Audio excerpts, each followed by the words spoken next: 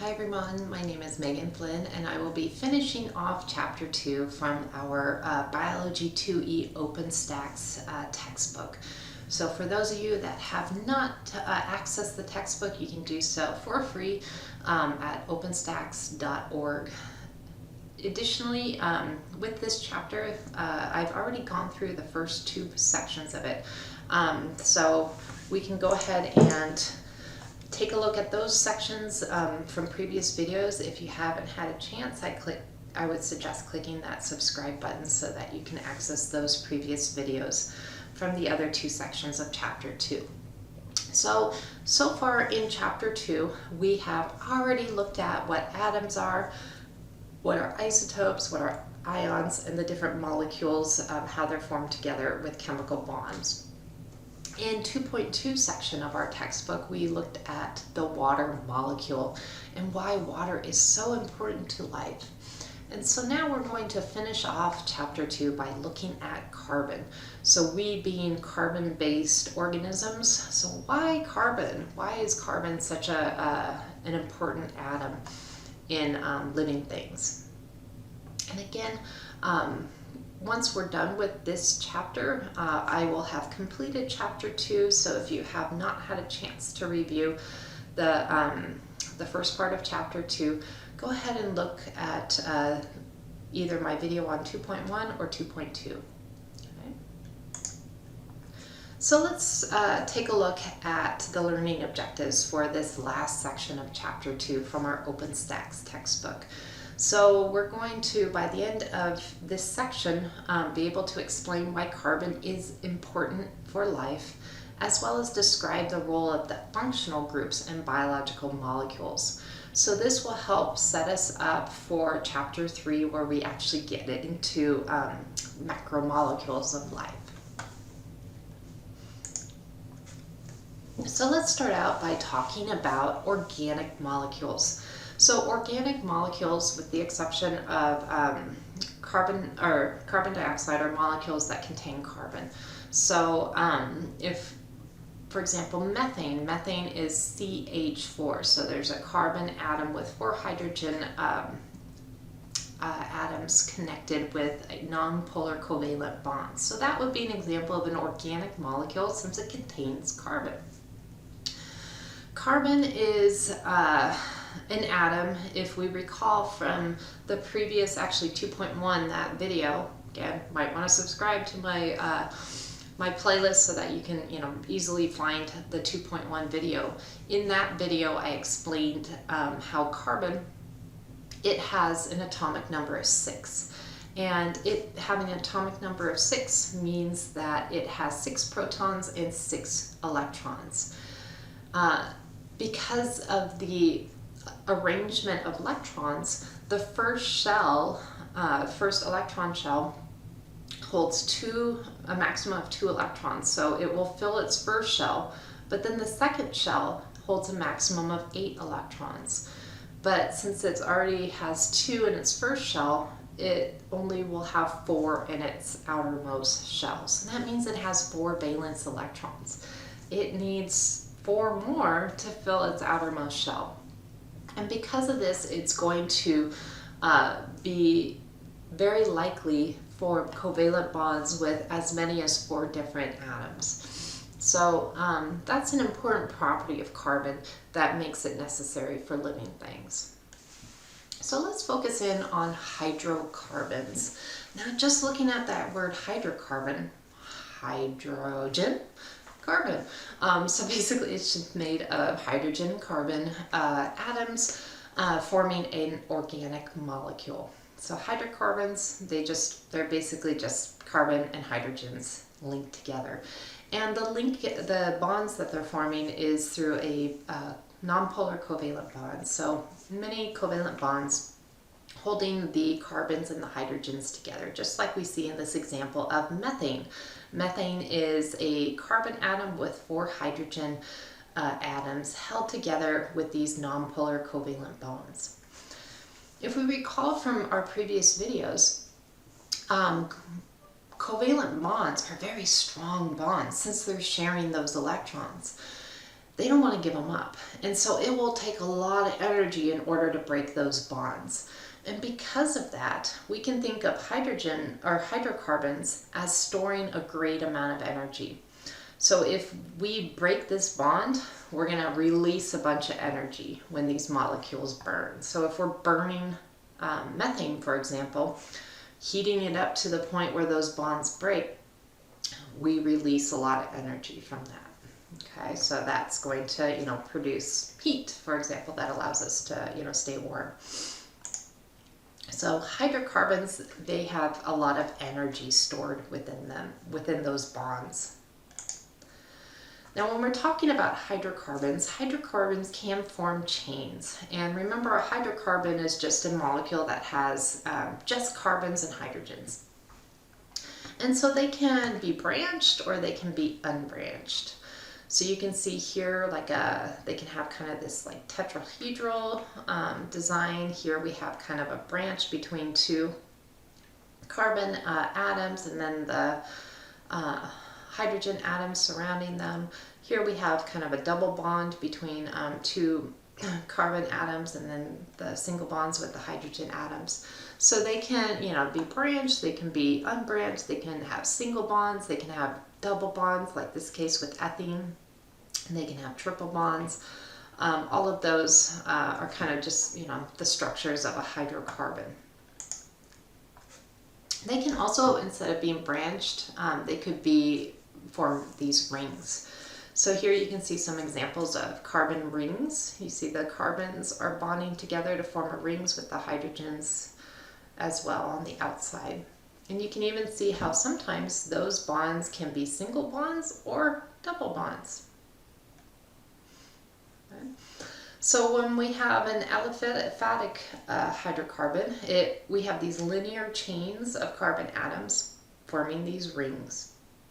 An aromatic hydrocarbon would consist of our closed rings, where we have a single and a double bond. So here's like benzene with its single bond and its double bond. All right, so next we're going to talk about isomers. So isomers are molecules that differ from one another even though they share the same chemical formula. In these examples, you'll notice that a lot of the examples that I'm giving are hydrocarbons, but just recognize that in isomers, it doesn't necessarily have to be a hydrocarbon. It could be a different type of organic molecule, such as like glucose or something like that, that has other elements in there besides just carbons and hydrogens. So when we're talking about isomers, they'll have the same chemical formula, but they will be structurally different from each other. And we're going to talk about three types of isomers. We're going to talk about structural isomers, geometric isomers, and something called an enantiomer. So I'm going to go through each one of these specifically, starting with structural isomers. So a structural isomer is an isomer that basically it shares the same chemical formula, but the placement of the chemical bonds is slightly different from each other. So for example, let's take a look at our figure from our textbook 2.24. We have butane and isobutane. Now if I looked at their chemical formula, they would be the same. We can count up the number of carbons and it's the same, 4 carbons, 4 carbons. The number of hydrogens is also the same. There's 10 hydrogens, 10 hydrogens. So their chemical formula is exactly the same, C4H10. They both have 4 carbons and 10 hydrogens. So their chemical formula exactly the same. But look at the structure. One is branched.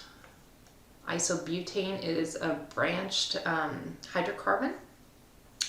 Butane is an unbranched hydrocarbon. So even though they share the same chemical formula, structurally they're different. Therefore, they're a structural isomer.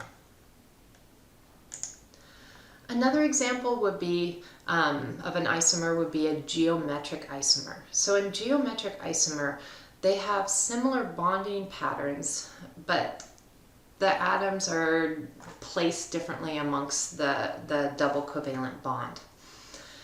So again, same chemical formula for butene. We have C4H10 4 carbons for both, okay, and then 3, 4, 5, looks like 8 hydrogens for both, okay. So their chemical formula is the same, but the placement of the atoms in their bonds are slightly different. So in a cis configuration, we end up with when the carbons are bound on the same side of the double bond, making it kind of bend in shape. So see here we have 4 carbons in a row. We have a double bond between the 2 middle ones. And in this case, the 4 carbons, the 2 outlying carbons, are on the same side of the double bond. So this would be a cis configuration.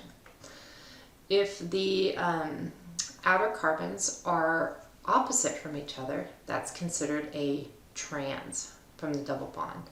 So here's our double bond in the middle. We have carbon here, double bond carbon between these two, and then another carbon. And notice the carbons, the outside carbons, are on opposite sides of the double bond. So that's considered a trans. Now when we're looking at the two, a cis configuration kind of makes a bend.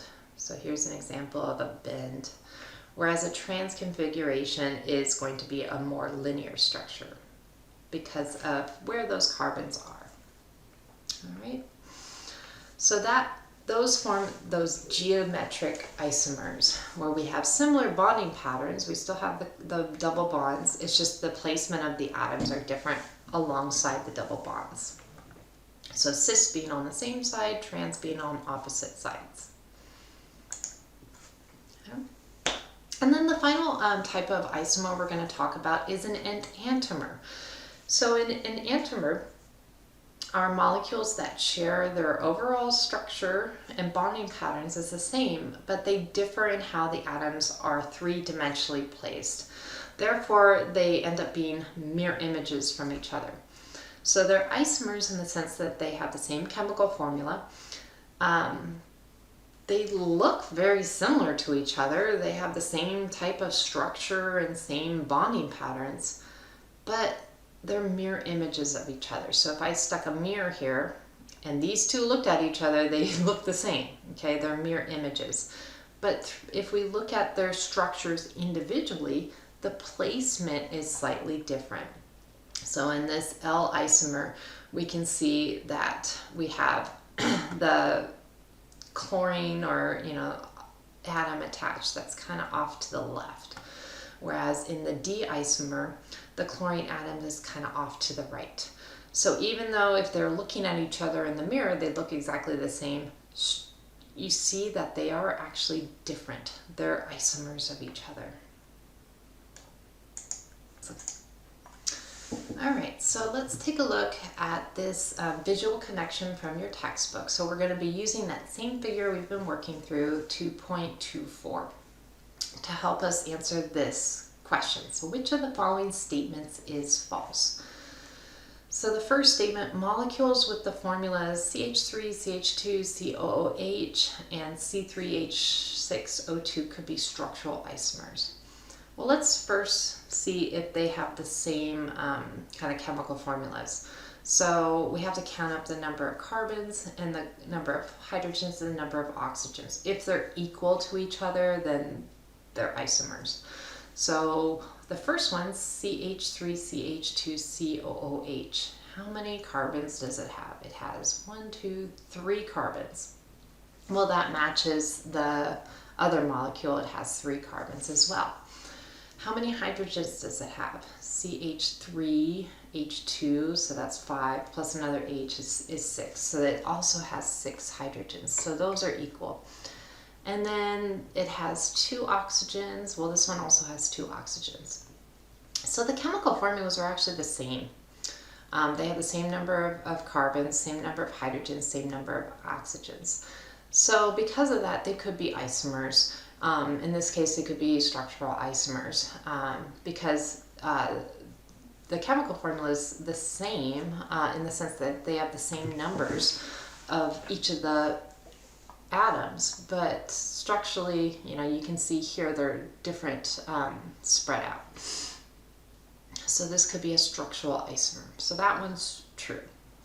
Molecules must have a double bond to be a cis-trans isomer. Well, when we defined the geometric isomers, we talked about how there has to be a double bond, and then the atoms could be the same on one side of the double bond, being cis, or different sides, opposite sides, if it's a trans. So in that case, yeah, that's true. It has to have a double bond because we're talking about the placement of the atoms on which side of the double bond. Here's another one. To be enantiomers, a molecule must have at least 3 different atoms or groups connected to a central carbon. Well, let's take a look. We have, here is our enantiomer, and we have 1 atom, 2 atom, 3 atom. Wait, we have 4 atoms here. So this one's false because we have to have 4 surrounding it in order for it to be an enantiomer. If we have 3, it's got to be more than that. It's got to be 4. So to be an enantiomer, a molecule must have at least 4 different atoms or groups connected to the central chain. So that would make it more of a 3-dimensional structure. So the third statement here is the false one. Molecules must have at least 3. Well, it actually has to be at least 4. All right, so the second part of this section of our textbook gets into functional groups. So functional groups are going to be very important for us to understand when we continue on with chapter 3, when we examine our macromolecules. So what are functional groups? So functional groups are groups of atoms that provide or impart a specific function to a carbon skeleton. So in our textbook, our OpenStax textbook, we identify 7 important functional groups in basically when we're talking about our macromolecules of life. So, oops, sorry about that. Let's take a closer look at those those functional groups. So we have, if you take a look here, we have things like our hydroxyl functional group or methyl group, carbonyl, carboxyl, amino, phosphate, and sulfohydryl. So let's narrow in on the first functional group, hydroxyl. So if you look at hydroxyl in our structure, just imagine R is like the rest of the molecule. So within the carbon skeleton, that's down here. But attached to that carbon skeleton, you'll have an O and an H. So that's considered the hydroxyl group. Now, molecules that have a hydroxyl group tend to have polar properties because of that O and the H. The H being kind of partially positive, the O being partially negative. So that tends to have polar properties. So if we're looking at a molecule that has a hydroxyl group, we can think right away, well, maybe it's going to be hydrophilic because it's going to, be able to bond with other nearby water molecules. So just by seeing this functional group, we can kind of think about the properties of that particular molecule. Another functional group would be a methyl group. So a methyl group would be where we have a side chain that has carbon and 3 hydrogens attached. So this is methyl, a methyl group attached to the main molecule. And we already know that if we have a carbon and then a hydrogen, and a hydrogen, these tend to be forming a nonpolar covalent bonds. And so if we are looking at our molecule and we notice these methyl groups attached, we can think maybe it might have nonpolar properties to it. So that gives us a clue about the polarity of that molecule. A carbonyl group is where we have our molecules with a double bond of oxygen to one of the carbons. So we have a carbon and an oxygen double bonded. So this would be an example of a carbonyl group. And this carbonyl group could be at the end of the molecule, or it could be within the molecule. So it doesn't necessarily have to be within, like it's showing here. And because of this, we have the carbon and the oxygen. The oxygen is more electronegative, so it's going to be a partially negative charge. So this means that there might be a polar property to this molecule. A carboxyl group is basically combining a hydroxyl and a carbonyl together. So here we have our molecule with a carbonyl group and a carboxyl group together, or hydroxyl group together. And so this is going to form a carboxyl structure. So C double bonded to O on one side, and the C is single bonded to an O that's bonded to an H. And molecules that have these carboxyl groups tend to be considered acids, because most likely they're going to release hydrogen ions into the water. So they tend to make the solution acidic. So carboxyl groups releasing hydrogen ions into a solution, they're going to be considered acidic. So think of carboxylic acid, for example. Carboxyl groups kind of more acidic in nature, or more acids. An amino group is when we have attached to the molecule, we have a nitrogen that's attached to two hydrogens. So this is forming an amino group, okay? These can also be considered more basic, because when we have charge, when it's charged, they tend to want to accept the hydrogen ions to form NH3+, or NH3+, which is going to absorb hydrogens from a solution. So they tend to be more basic because they're taking in hydrogen ions. We have phosphates. So a phosphate functional group. Here's our molecule over here, and then we have a phosphorus with 4 oxygen molecules attached. And so these tend to be charged. They are ionized when they release the hydrogen ions. Since phosphate groups can release hydrogen ions, they tend to be more basic. And then the last functional group is a sulfahydryl group. And in this case, sulfahydryl, sulfur, and hydrogen, that can be attached to our main molecule.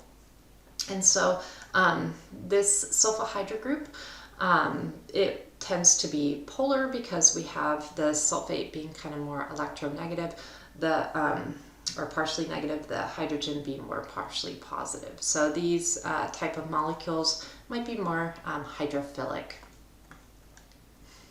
So those are 7 important functional groups that we're going to be learning more about in the subsequent chapters. So it's a good idea that you kind of memorize what's a hydroxyl group versus a carboxyl group versus a sulfahydryl group. And that way we can kind of, once we become more familiar with these functional groups, it makes us be able to kind of think about what the properties of the molecules will be based on the presence of these functional groups. All right, so let's do some review questions. So each carbon atom can bond with as many as how many other atoms or molecules?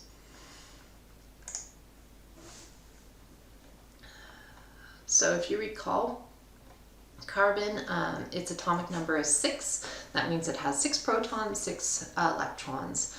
So if we're looking at the electrons, we have 2 electrons being in the first shell, and then the other 4 making their way into the second shell. That means that they need 4 more to fill their outermost shell, and because they need 4 more, they're going to want to bond with as many as 4 different molecules. So that's the correct answer. Here's another question. Which of the following is not a functional group that can bond with carbon?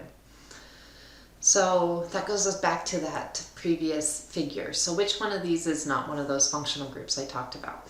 Is it sodium? Is it hydroxyl? Is it phosphate? Or is it carbonyl? So which one of these is not a functional group? If you chose sodium, I would agree with you. I didn't talk about sodium. I talked about sulfahydryl, which is a sulfur plus hydrogen, but not sodium. Sodium is a different atom. So this one is not a functional group. Hydroxyl is, that's that O and H attached to the carbon. Phosphate, we have the O, the P, and then 4 other O's attached to the carbon. We have carbonyl, so that's the double bond O attached to the carbon. So these 3 are functional groups, sodium is not. All right, so we finished chapter 2 completely by finishing this section 2.3 on carbon. Now is a good opportunity to go back into our OpenStax textbook and check out those critical thinking questions. So those critical thinking questions, using all of the information you've gathered from my chapter 2 videos, see if you can answer those as a way to kind of check for understanding that you are solid on this chapter 2.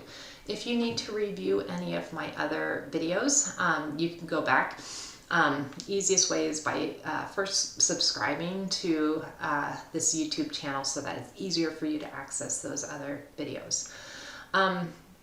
Like in the last couple slides, we talked about functional groups. We're going to be dealing with functional groups in chapter 3, so another great good reason to click that subscribe button so you can get notified when that chapter 3 video is out. All right, so I will be posting that chapter 3 video shortly.